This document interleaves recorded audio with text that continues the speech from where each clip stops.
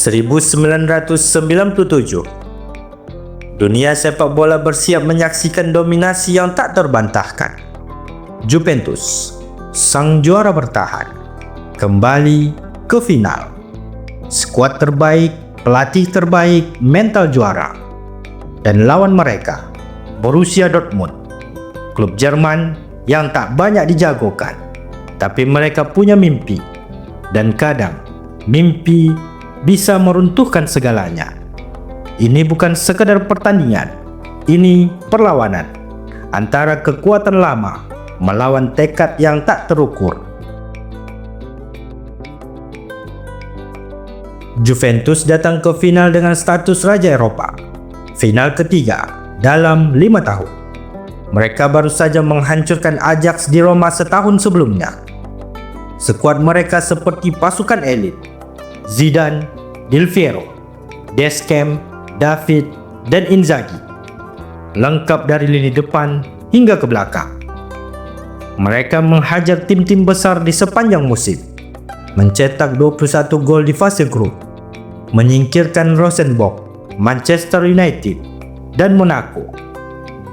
Media Italia bilang, ini akan jadi final yang mudah. Juventus akan merajai Eropa untuk waktu yang lama. Di sisi lain, Dortmund datang bukan sebagai unggulan, tapi mereka punya modal besar, semangat Jerman, dan rasa lapar untuk kejayaan. Di bench ada Ottmar Hitzfeld, arsitek tenang yang paham taktik. Di lapangan ada Matthias Sammer, jenderal berambut merah, bagaikan tembok kokoh. Nama-nama seperti Riedel, Chapuisat, dan Kohler mungkin tak sepopuler pemain Juve, tapi mereka tahu satu hal: bagaimana cara menang bersama. Mereka menyingkirkan Auxerre, Atletico Madrid, dan Manchester United. Bukan kebetulan, ini kerja keras yang konsisten. 28 Mei 1997, Olympic Stadion, Munich, tanah Jerman. Tapi banyak yang bilang ini tetap panggung Juve. Tapi sejak peluit awal dibunyikan, Dortmund tampil buas, agresif tanpa takut. Menit ke-29, Riedel muncul di kotak penalti. Sundulan keras, gol pertama Dortmund. 3 menit berselang, lagi-lagi Riedel. Bola liar, sepakan akurat. Seluruh stadion bergetar. Juventus seperti terkejut, tapi mereka masih punya nyawa. Del Piero masuk di babak kedua dan memberikan harapan. Tumit indah, 2-1. Juventus kembali hidup. Tapi malam itu bukan milik mereka.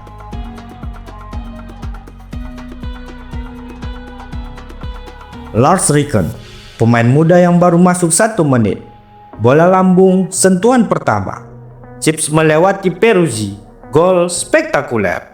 Skor menjadi 3-1. Dortmund kembali menjauh. Juventus jatuh. Dan untuk pertama kalinya, sang raja dipermalukan di panggung Eropa. Dortmund berpesta. Sejarah tercipta. Mereka jadi klub Jerman kedua yang memenangkan Liga Champions setelah Bayern. Matthias Sammer mengangkat trofi, dan tak ada yang menyangkal kemenangan mereka. Tapi Dortmund tak bisa mempertahankan kejayaan. Skuad pecah, pelatih pergi, dan trofi itu jadi satu-satunya dalam sejarah mereka. Juventus, mereka kembali ke final tahun berikutnya dan kalah lagi. Mimpi membangun dinasti berubah jadi mimpi buruk. 1997 adalah tahun di mana semua prediksi gagal, di mana underdog menulis kisah yang luar biasa, dan sang raja jatuh di hadapan semua orang. Inilah Liga Champions, kompetisi paling keren, paling indah, di mana status tak menjamin trofi, dan keajaiban bisa datang dari siapa saja. Dan malam itu, keajaiban datang dari Dortmund.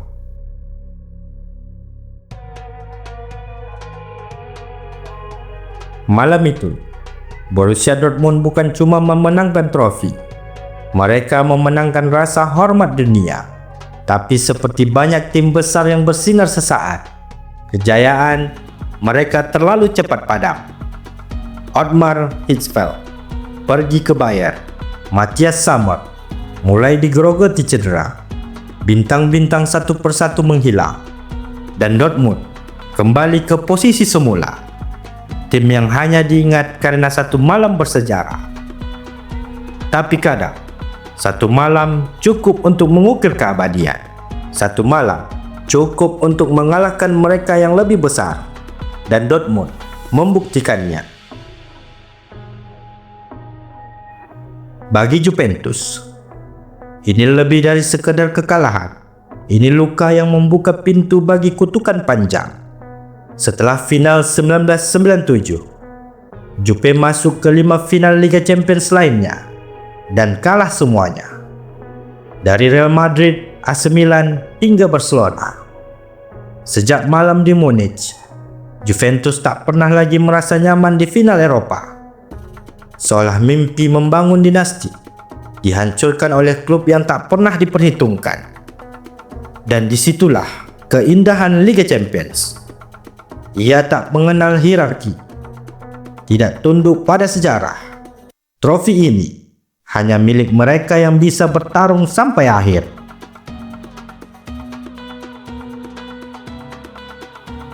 Like kalau kamu percaya sepak bola bukan milik yang kuat, tapi milik yang percaya. Subscribe untuk terus ikut sejarah Liga Champions dari tahun ke tahun, karena setiap final punya kisah sendiri.